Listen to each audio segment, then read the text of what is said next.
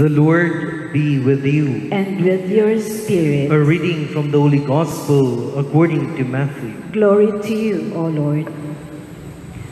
After entering a boat, Jesus made the crossing and came into his own town.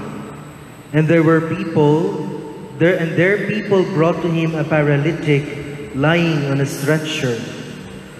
When Jesus saw their faith, he said to the paralytic, "Courage, child, your sins are forgiven." At that, some of the scribes said to themselves, "This man is blaspheming." Jesus knew what they were thinking and said, "Why do you harbor evil thoughts? Which is easier to say, 'Your sins are forgiven,' or to say, 'Rise and walk'? But that you may know that the Son of Man has authority on earth to forgive sins."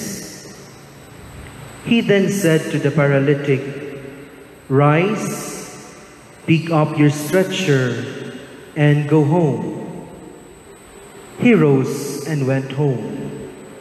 When the crowd saw this, they were struck with awe and glorified God who had given such authority to man.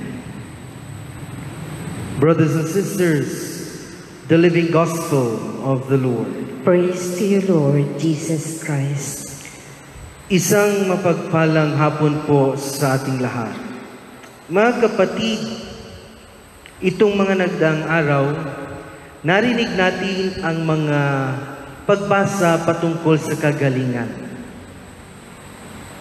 At ngayong araw na ito, narinig natin uli ang isang pagpapagaling ni Jesus sa isang paralitiko.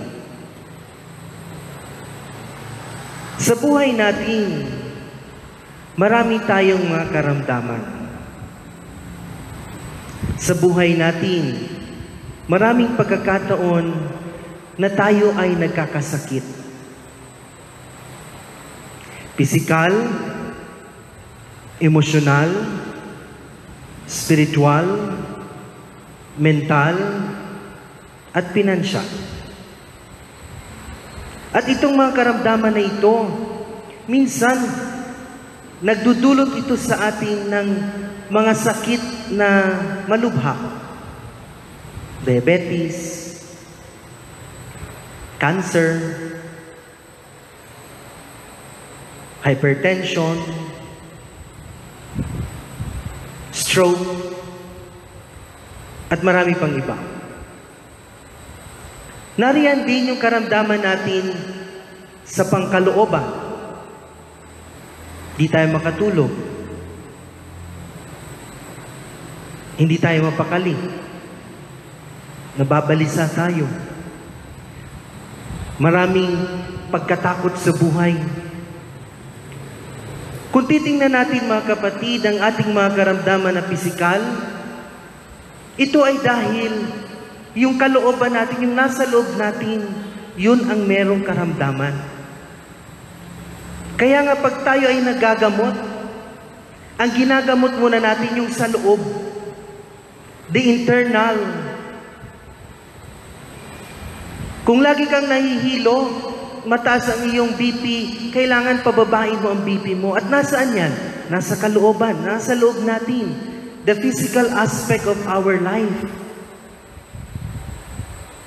At hindi rin po yan nagkakalayo sa ating buhay, sa ating karamdaman, pagdating sa spiritual na aspeto. Bakit tayo nagkakasakit? Dahil tayo mismo ay nagiging pabaya sa ating sarili. Bakit tayo nagiging pabaya sa ating sarili? Dahil akala natin, alam natin lahat at kaya natin lahat. Nagre-react ang katawan. Sa formation, laging sinasabi sa amin noon, pag may hindi magandang aming pakiramdam, ang isang tanong sa amin ng mga formators, saan nanggagaling yan?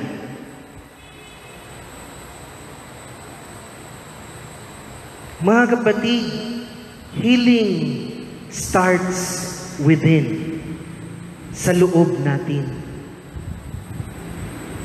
Kaya nga sa ating ebanghelyo ngayon, narinig natin si Jesus. Ang una niyang sinabi sa paralitiko, "Courage, my child, your sins are forgiven." At saan nanggagaling yung kasalanan? Sa kalooban. Mga kapatid, kung ano ang nariyan, yan ang nagiging pabigat sa ating buhay. At ito ang hamon sa atin ng mga pagbasa. Ito ang hamon sa atin ni Jesus. Na upang tayo magkaroon ng kagalingang pisikal, kailangan simulan natin yung kalooban. Let us allow ourselves to be healed. At paano tayo gagaling? Paano natin makakamtan ng kagalingan na ito na handog ni Jesus? Dalawang bagay. At madalas, ito yung mahirap gawin. Pagpapakumbaba. Humility. Ang hirap aminin na ako may kasalanan sa iyo. Ang hirap umamin na ako may pagkukulang sa iyo. Nahihirapan tayong magpakumbaba dahil ma-pride tayo. At ito yung unang hamon ni Jesus. Magpakumbaba tayo. Gusto natin gumaling, then let us first and foremost be humble. Be humble before the Lord in the Eucharist. Kapag tayo ay marunong magpakumbaba, susunod yung pagpapatawad. At lagi natin itong dinarasal. Sa panalangin ng Ama namin, forgive us our sins as we forgive those who sinned against us. At paano natin mapapatawad yung mga taong nagkasala sa atin? Ito lamang ay magiging madali kung tayo ay marunong magpakumbaba. Na una tayong aminin natin na tayo rin ay may kasalanan, tayo rin ay nagkakasala, tayo rin ay nangangailangan ng kapatawaran ng Diyos. The humility and forgiveness. Mga kapatid, anumang pinagdadaanan natin sa buhay, we cannot please everybody. May mga pagkakataon sa ating buhay na inaakala natin tayo lang, nag-iisa tayo sa labang ito, sa karamdaman natin ito. Pero hindi. Ni minsan, hindi tayo hinayaan ng Diyos na maging mag-isa. Binibigyan niya tayo ng pagkakataon sa maraming tao sa ating paligid upang makisama, makilakbay sa ating pinagdadaanan. At ito, nakita natin ito sa Ebanghelyo ngayon. Because of those friends of the paralytic, nakita ni Jesus ang kanilang pananampalataya. Ang tanong sa atin, do we recognize those people around us na tinutulungan tayong gumaling sa ating karamdaman? Pisikal, mental, emosyonal, spiritual, at pinansyal. Do we recognize those people na naggagawa rin ng paraan, ginagawang kanilang lahat ng medyos upang tayo ay makasama nila, makapiling nila, at maramdaman natin na sa pamamagitan nila, kasama natin si Jesus sa ating buhay. Mga kapatid, again, healing happens within. Ang kagalingan natin sa ating mga karamdaman, nagsisimula yan sa ating kalooban.